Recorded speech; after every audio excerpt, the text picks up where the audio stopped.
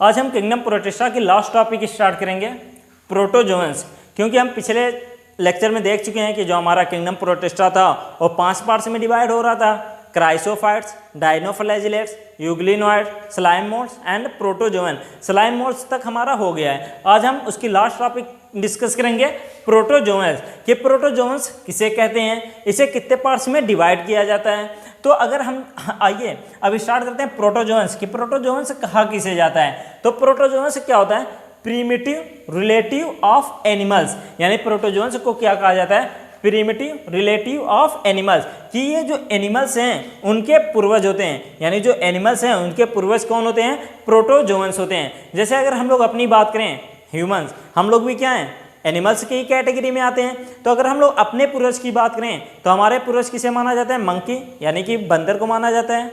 Monkey बंदर को माना जाता है। अब बंदर का भी कोई पूर्वज रहा होगा।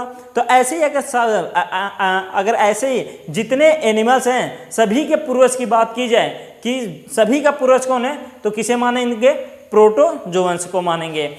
अगर येलियर क्लासिफिकेशन देखें तो येलियर क्लासिफिकेशन में जो हमारा प्रोटोजोअन्स था इसे किंगडम एनिमेलिया के अंदर रखा गया था। कहाँ पे रखा गया था, किंगडम एनिमेलिया के अंदर रखा गया था।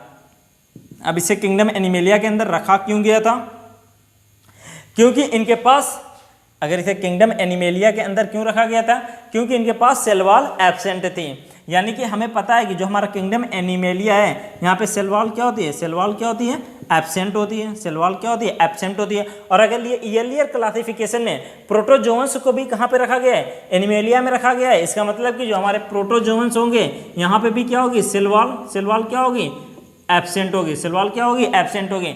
यानी कि जो हमारे प्रोटोजोअन्स थे उसे किंगडम एनिमेलिया में रखा गया था क्योंकि सेल वॉल एब्सेंट थी। और दूसरे भी कुछ बिहेवियर्स थे जो किंगडम एनिमेलिया से मैच कर रहे थे, जैसे मोटिलिटी।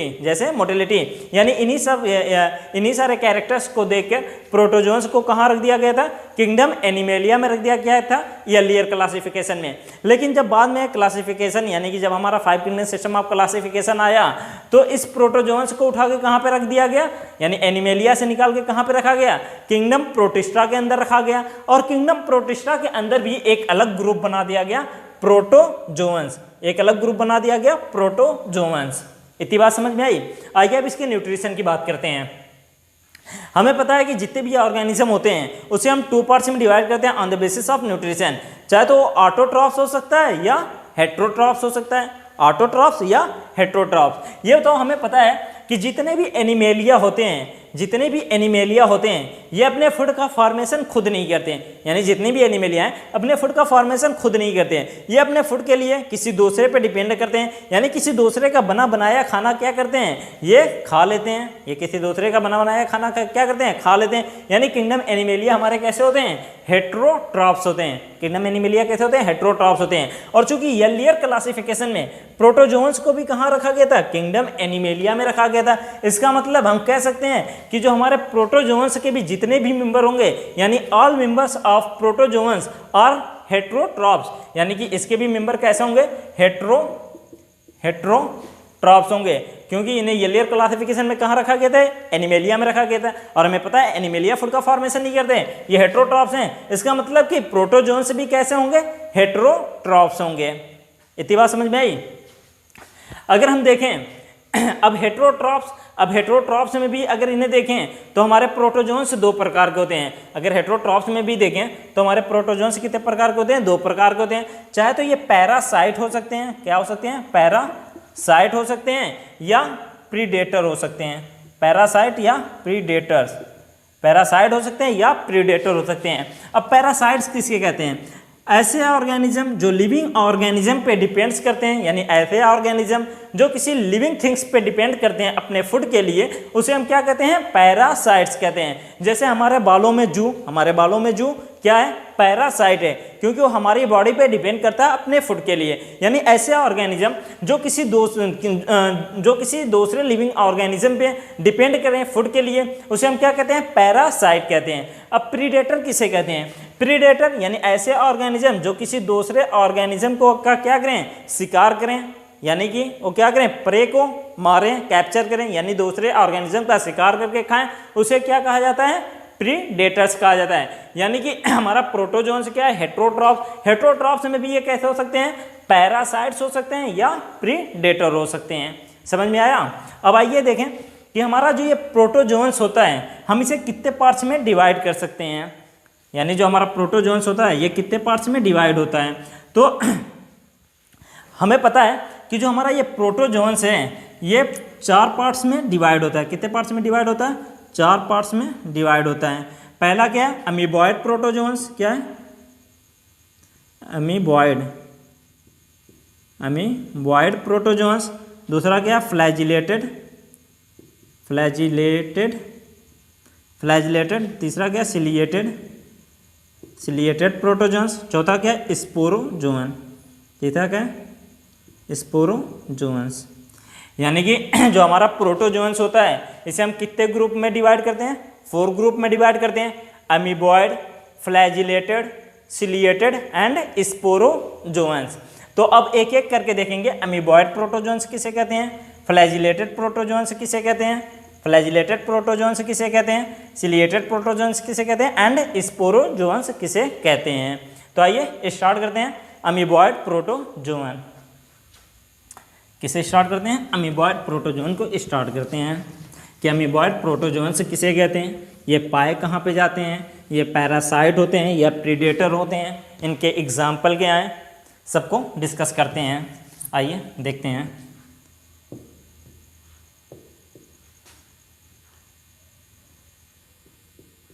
Amoeboid protozoan. अब अमीबॉयड प्रोटोजोअन्स कहाँ पे पाए जाते हैं। सबसे पहले इनकी लोकेशन की बात कर लिया जाए कि अमीबॉयड प्रोटोजोअन अगर मैं कह रहा हूँ तो ये पाए कहाँ पे जाते हैं। तो हमारे जो अमीबॉयड प्रोटोजोअन्स होते हैं ये कहाँ पे पाए जाते हैं, वाटर में। कहाँ पे पाए जाते हैं, वाटर में पाए जाते हैं। अब वाटर, हमें पता है कि वाटर फ्रेश वाटर भी हो सकता है और मैराइन वाटर भी हो सकता है। तो जब आप एनसीईआरटी रीड करेंगे तो वहाँ पे आपको मिलेगा कि जो हमारे अमीबॉयड प्रोटोजोन्स होते हैं ये फ्रेश वाटर हो सकते हैं, मैराइन वाटर हो सकते हैं, या ये मॉइस्ट सरफेस पे पाए जाते हैं। यानी कि मॉइस्ट सरफेस यानी वहाँ पे भी पानी है, यानी कि ये हर उस जगह पाए जाते हैं जहाँ पे क्या हो, पानी हो, जहाँ पे क्या हो, वाटर हो यानी पानी हो। तो इसलिए हम क्या कहते हैं, अमीबॉयड प्रोटोजोन्स कहाँ पाए जाते हैं, वाटर में पाए जाते हैं। अब वो फ्रेश वाटर भी हो सकता है और मैराइन वाटर भी हो सकता है, फ्रेश वाटर भी हो सकता है और मैराइन वाटर भी हो सकता है। अब फ्रेश वाटर और मैराइन वाटर यहाँ तक समझ में आई। अब आइए देखें इससे एग्जाम्पल क्या हैं, अमीबॉयड प्रोटोजोन्स के एग्जाम्पल क्या हैं। एनसीईआरटी के हिसाब से देखें तो यहाँ पे 2 एग्जाम्पल हमें मिलते हैं। अमीबॉयड प्रोटोजोन के कितने एग्जाम्पल मिलते हैं, 2 एग्जाम्पल। पहला क्या है, अमीबा है, अमीबा। दूसरा क्या है, एंट अमीबा। दूसरा क्या है,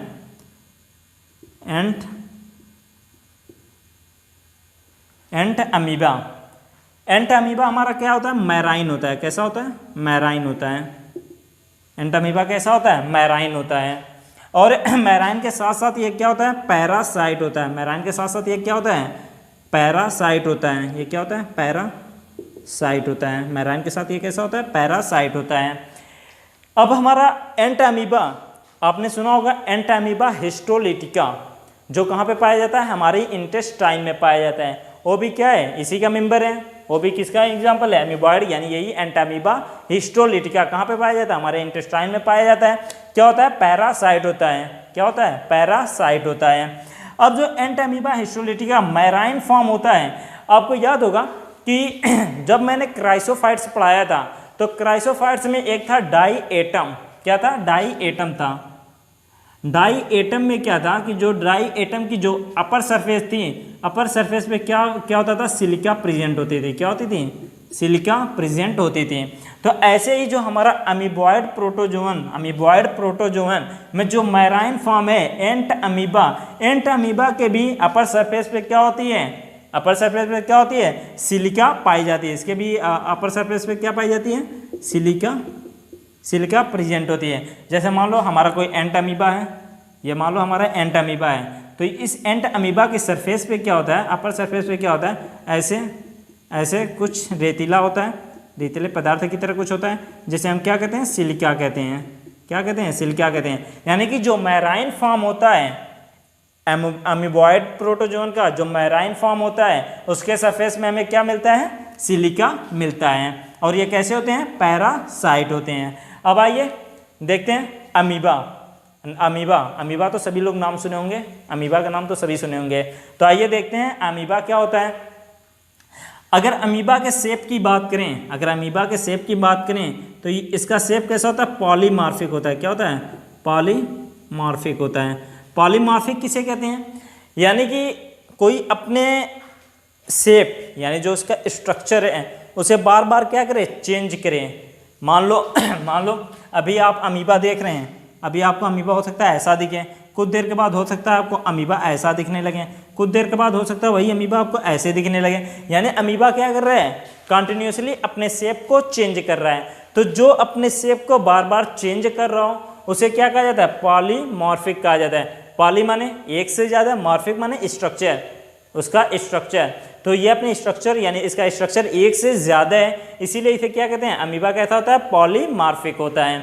अगर अमीबा की दूसरी चीज़ देखें तो पॉलीमॉर्फिक होता है और इसके साथ साथ ये क्या होता है, पैरासाइट नहीं होता है, प्रीडेटर होता है। अमीबा क्या होता है, पैरासाइट नहीं होता है, प्रीडेटर होता है। अब प्रीडेटर है, अगर प्रीडेटर है तो ये अपने शिकार को क्या करेगा, पकड़ेगा, यानी अपने प्रे को क्या करेगा, पकड़ेगा उसे खाने के लिए। अगर उसे अपने प्रे को पकड़ना है खाने के लिए तो इसके पास कोई ना कोई स्ट्रक्चर होना चाहिए, क्योंकि उसी स्ट्रक्चर की हेल्प से वो क्या करेगा, अपने प्रे को पकड़ेगा और फिर खाएगा। और अपने प्रे को पकड़ने के लिए उसे उस लोकेशन तक जाना पड़ेगा, तो जाने के लिए भी कोई ना कोई इसके पास स्ट्रक्चर होना चाहिए। जैसे अगर मैं बात करूं इस मार्कर की, अगर इस मार्कर को मुझे पकड़ना है तो मैं क्या कर रहा हूं, अपने हाथ का यूज़ कर रहा हूं और मेरे हाथों में क्या उंगलियां हैं, जिसकी हेल्प से मैं इससे क्या कर रहा हूं, होल्ड कर रहा हूं यानी पकड़ रहा हूं। तो यानी अगर इसे पकड़ने के लिए मैं एक स्ट्रक्चर का यूज़ कर रहा हूं, तो ऐसे ही जो अमीबा जो होता है इसके पास भी एक स्ट्रक्चर होता है जिसकी हेल्प से वो क्या करता है, मूव करता है, फुट तक मूव करता है और उसी की हेल्प से वो उसे क्या करता है, खाता भी है। तो आइए देखते हैं वो स्ट्रक्चर होता क्या है। मान लीजिए ये क्या है, अमीबा है, यहाँ पे क्या है, फूड है, अगर अब अमीबा को इस फूड को खाना है, तो अमीबा क्या करेगा, यहाँ तक आएगा तभी तो इसे खाएगा। तो यहाँ पर आने के लिए जिस स्ट्रक्चर का यूज करता है और जिसकी हेल्प से इस फूड को खाता है उसे क्या कहते हैं, स्यूडोपोडिया कहते हैं। क्या कहा जाता है, स्यूडोपोडिया। स्यूडो माने क्या होता है, फॉल्स,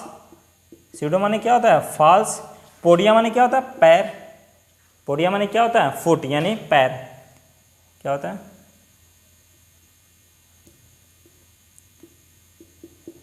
पैर, यानी कि फॉल्स फुट। इसी का दूसरा नाम क्या होता है, स्यूडोपोडिया का फॉल्स फीट, यानी कि फॉल्स फीट, यानी कि इसी स्यूडोपोडिया की हेल्प से ये अमीबा क्या करता है, मूव भी करता है और इसी की हेल्प से ये क्या करता है, इस फूड को खाता भी है।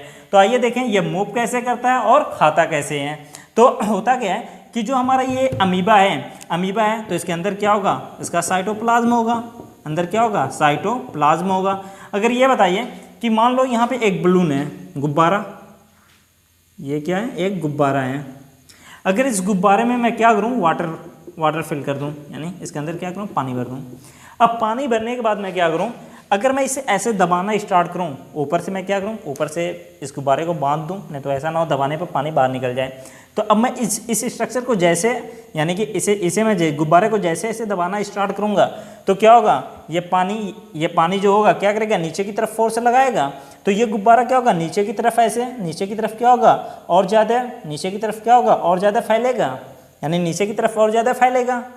क्यों, क्योंकि मैं ऐसे फोर्स लगा रहा हूँ, तो ये क्या हो रहा है, वाटर जो होगा ये नीचे की तरफ फोर्स लगाएगा, जिसकी वजह से ये नीचे की तरफ स्ट्रक्चर क्या हो रहा है, बढ़ रहा है। तो सेम कंडीशन यहाँ पे भी होती है कि जो हमारा अमीबा होता है, ये अमीबा का साइटोप्लाज्म है, ये क्या करेगा कि ऐसे अपने साइटोप्लाज्म को कॉन्ट्रैक्ट करता है। जब साइटोप्लाज्म को कॉन्ट्रैक्ट करेगा तो यहाँ इसका जो ये स्ट्रक्चर है, ये स्ट्रक्चर एक्सटेंस कर जाता है। ये क्या करता है, ये बाहर की तरफ क्या करता है, एक्सटेंस करता है, बाहर की तरफ एक्सटेंस कर जाता है।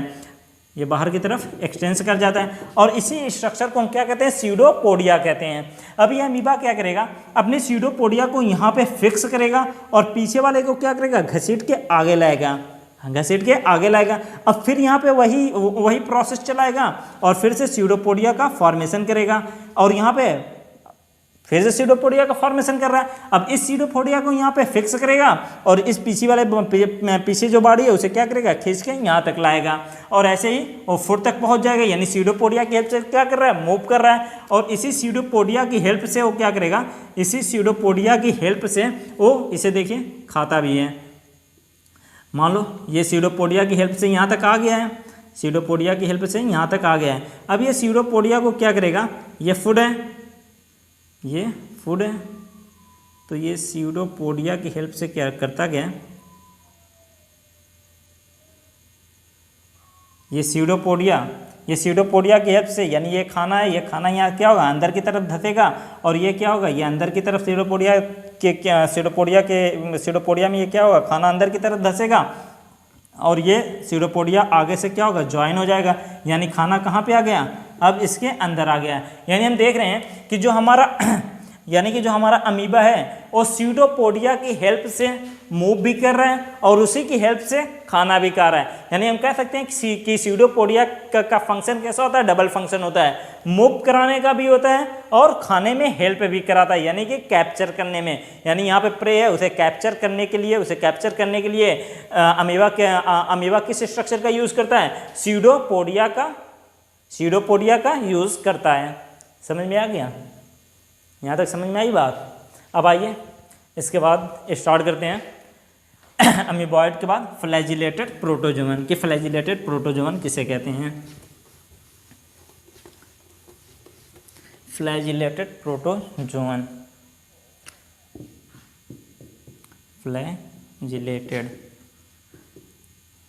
फ्लैजिलेटेड प्रोटोजोन्स, जैसा कि नाम से ही पता चल रहा है फ्लैजिलेटेड यानी कि फ्लैजिला, यानी ऐसे प्रोटोजोन्स जिनके पास क्या हो, फ्लैजिला प्रेजेंट हो, ऐसे प्रोटोजोन जिनके पास क्या हो, फ्लैजिला प्रेजेंट हो, उसे हम क्या कहते हैं, फ्लैजिलेटेड प्रोटोजोन्स कहते हैं। उसे क्या कहा जाता है, फ्लैजिलेटेड प्रोटोजोन्स कहते हैं। अब ये जो फ्लैजिलेटेड प्रोटोजोन्स होते हैं, ये जो हमारे फ्लैजिलेटेड प्रोटोजोन्स होते हैं, फ्लैजिलेटेड प्रोटोजोन्स में जो ये फ्लैजिला होता है, ये फ्लैजिला हेल्प करता है किसमें, मूवमेंट में, किसमें, मूवमेंट को या लोकोमोशन को, यानी एक जगह से दूसरी जगह जाने में हेल्प करता है। यानी फ्लैजिला कैसे क्या करता है, एक जगह से दूसरी जगह जाने में हेल्प करता है। यानी फ्लैजिला होता क्या है कि मान लो हमारा ये कोई प्रोटोजोवन है, अब इस प्रोटोजोवन में ये बाहर की तरफ आउटग्रोथ निकली हुई है, ऐसे लंबी लंबी आउटग्रोथ निकली हुई है, ये क्या लंबी लंबी आउटग्रोथ निकली हुई है। इसे लंबी लंबी जो आउटग्रोथ निकली है इसी को हम क्या कहते हैं, फ्लैजिला कहते हैं। तो अगर ऐसा प्रोटोजोन जिसके पास क्या हो, फ्लैजिला प्रेजेंट हो, तो उसे हम क्या कहेंगे, फ्लैजिलेटेड प्रोटोजोन्स कहेंगे। अब इसी फ्लैजिला की हेल्प से वो क्या करता है, मूव करता है, इसी फ्लैजिला की हेल्प से वो क्या करता है, मूव करता है। तो अगर इसी फ्लैजिला के से वो क्या करेगा, मूव करेगा। अगर अब हम देखें तो हमारा जो फ्लैजिलेटेड प्रोटोजोन्स होते हैं ये चाहे तो फ्री लिविंग हो सकते हैं, फ्री लिविंग हो सकते हैं या पैरासाइट हो सकते हैं, पैरासाइट हो सकते हैं। मैंने क्या कहा कि जो ये फ्लैजिला है ये क्या करता है, मूव करने में हेल्प करता है। मान लीजिए ये फ्लैजिला आप अपने आप को मान लो कि आप क्या हो, एक फ्लैजिलेटेड प्रोटोजोन्स हो, आपके दोनों हाथ दोनों पैर क्या हैं, फ्लैजिला हैं। अगर आपके दोनों हाथ दोनों पैर फ्लैजिला हैं तो इसकी हेल्प से आप कहीं जा भी सकते हो, इसी की हेल्प से आप क्या करोगे, कहीं जा सकते हो। तो अब आपके पास दो ऑप्शन हैं, चाहे तो आप इसकी हेल्प से कहीं जाओ और खुद कमाओ और खाओ, या आप अपना हाथ पैर ऐसे ही लेके दिन भर घर में सो आराम से पड़े रहो और घर वाले पे क्या करो, डिपेंड रहो खाने के लिए, यानी पैरासाइट बन जाओ। यानी कि जिस बंदे का सब कुछ ठीक है वो चाहे तो फ्री लिविंग हो सकता है, यानी कि वो खुद कमा खा सकता है, या हमेशा अपने घर वाले पे डिपेंड रह सकता है, यानी पैरासाइट है, डिजीज कराने के लिए रिस्पॉन्सिबल होता है। इसका एग्जांपल यानी फ्लैजिलेटेड प्रोटोजोन्स का एग्जांपल क्या होता है, ट्राइपैनोसोमा। क्या है, ट्राइपैनोसोमा क्या है, फ्लैजिलेटेड प्रोटोजोन है और ये क्या करा रहा है, डिजीज करा रहा है। ये क्या करा रहा है, ये डिजीज करा रहा है। अगर ये डिजीज करा रहा है तो हम कह सकते हैं कि ट्राइपैनोसोमा क्या होता है, पैरासाइट होता है। यानी फ्लैजिलेटेड प्रोटोजोन में कौन सा फॉर्म है, पैरासाइट वाला फॉर्म है। अब ये कौन सी बीमारी कराता है, यानी इसकी डिजीज का नाम क्या है, ट्राइपैनोसोमा जो है ये कौन सी डिजीज कराता है, स्लीपिंग सिकनेस। कौन सी, स्लीपिंग सिकनेस। यानी कि अगर किसी बंदे के ऊपर, यानी किसी बंदे को ट्राइपैनोसोमा हो गया तो वो बंदा क्या करेगा, हमेशा सोता रहेगा, यानी कि सोने की बीमारी हो जाती है। इतनी बात समझ में आई। अब आइए स्टार्ट करते हैं सिलिएटेड प्रोटोजोअन्स। सिलिएटेड प्रोटोजोअन, देखिए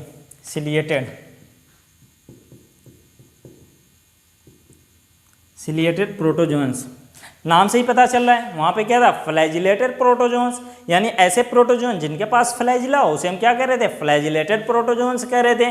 लेकिन ऐसे प्रोटोजोन जिनके पास क्या हो, सिलिया हो, उसे हम क्या कहेंगे, सिलिएटेड प्रोटोजोन्स कहेंगे। अब सिलिया क्या होता है, जैसे फ्लैजिला और सिलिया, फ्लैजिला बड़ा भाई है, सिलिया छोटा भाई है। यानी कि अगर मान लो ये कोई है, अगर ऐसे बड़ा स्ट्रक्चर था तो उसे हमने क्या कहा था, फ्लैजिला कहा था। अगर यही स्ट्रक्चर को क्या करें, छोटा कर दें, इसी स्ट्रक्चर को क्या करें, छोटा कर दें, स्ट्रक्चर को छोटा कर दें, अब यही क्या हो गया, सिलिया हो गया। तो ऐसे ऐसे प्रोटोजोन जहाँ पे क्या हो, सिलिया प्रेजेंट हो, उसे हम क्या कहते हैं, सिलिएटेड प्रोटोजोन्स कहते हैं। फ्लैजिला क्या होता है, फ्लैजिला मान लो अगर 10 है, कोई प्रोटोजोन है उसके पास फ्लैजिला का नंबर जो होता है वो कम होता है, लेकिन सिलिया का नंबर क्या होता है, बहुत ज़्यादा होता है। सिलिया 1000 में हो सकते हैं या हो सकता है कई हज़ार हों, क्योंकि सिलिया का नंबर क्या होता है, बहुत ही ज़्यादा होता है। अब जो हमारा ये सिलिएटेड प्रोटोजोन का अगर एग्जाम्पल देखें तो इसका सबसे बेस्ट एग्जाम्पल क्या है, पैरामीशियम। क्या है, पैरामीशियम लगभग सभी ने स्ट्रक्चर देखा होगा। पैरामीशियम का स्ट्रक्चर कैसा है, लगभग सभी ने देखा होगा।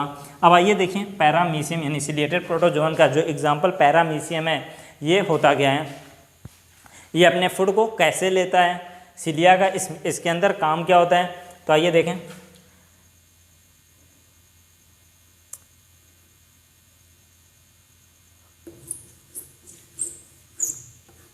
ये कुछ ऐसा ही स्ट्रक्चर होता है पैरामीशियम का, बुक में देख लीजिएगा। यहाँ पे क्या होती है, एक ओपनिंग होती है, यहाँ पे क्या होती है, एक ओपनिंग होती है। ओपनिंग को क्या कहते हैं, गलट कहते हैं। ओपनिंग को क्या कहा जाता है, गलट कहते हैं। और इसकी पूरी बॉडी पे क्या होता है, ऐसे प्रोजेक्शन निकले होते हैं, जिसे हम क्या कहते हैं, सिलिया कहते हैं।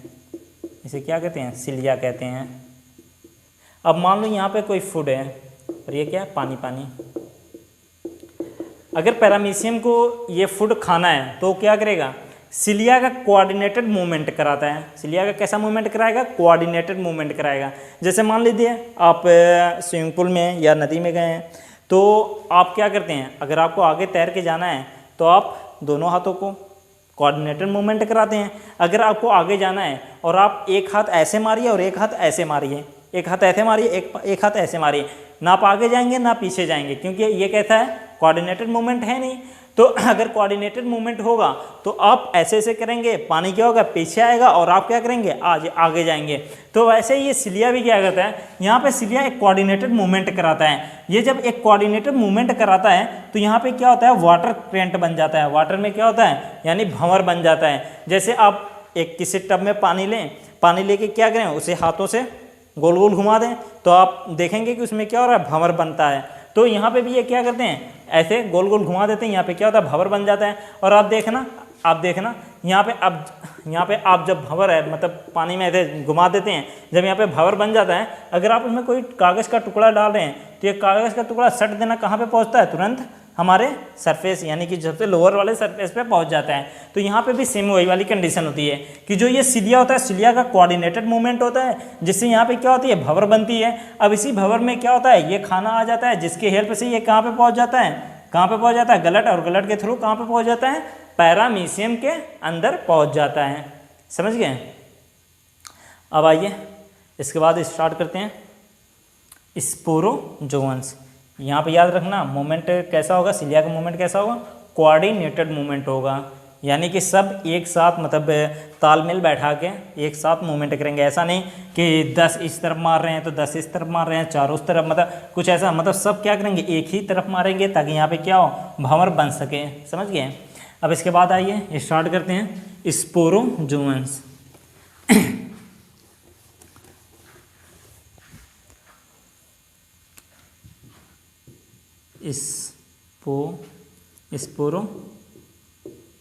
स्पोरोजोअन्स।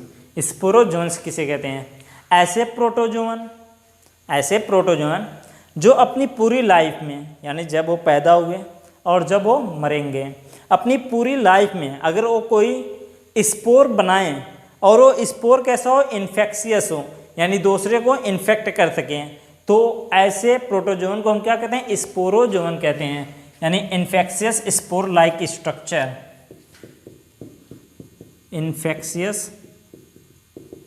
Infectious spore like structure.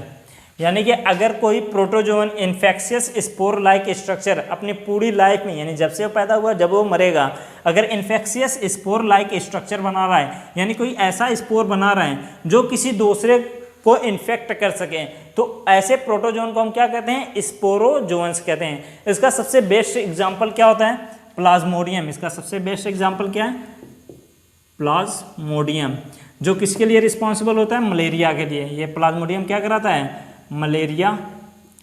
Malaria कराने में रिस्पॉन्सिबल होता है। ये जितने भी स्पोरोजोअन्स हैं उसमें सबसे भयानक वाला है। जितने भी स्पोरोजोअन्स हैं, प्लाज्मोडियम को क्या माना जाता है, वो सबसे भयानक स्पोरोजोअन्स है।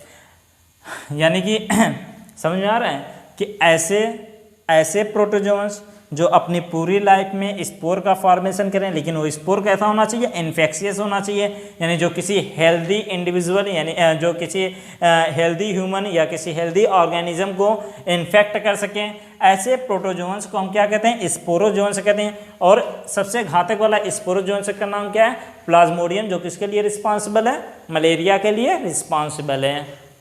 समझ में आ रहा है? ठीक है, तो आप यहाँ तक देखिए, आज कंटिन्यू कल करते हैं। Okay, bye.